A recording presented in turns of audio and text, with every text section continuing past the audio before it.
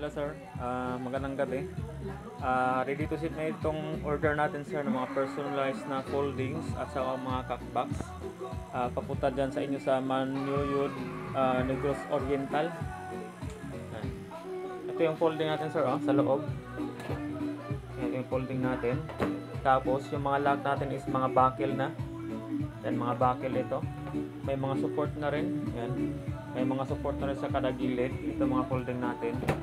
Yan, mga buckle. Ito yung isang blue. Yan. Ito na yung cockbox natin sir, na same position yung labasan ng buntot. Pwede itong isarado sir, pwede itong isarado pag maliit yung manok. Dual purpose itong cockbox natin. Pwede itong isarado pag mga maliliit ang manok. Sarado po kasi dual purpose. Tapos ito yung position para sa ulo. Ito naman sa buntot. Tapos yung ano natin, yung lock natin is buckle na rin.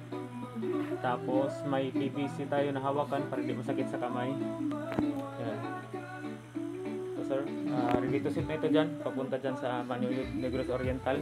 Update na lang po ako bukas. Yan. Yan sir, maraming salamat.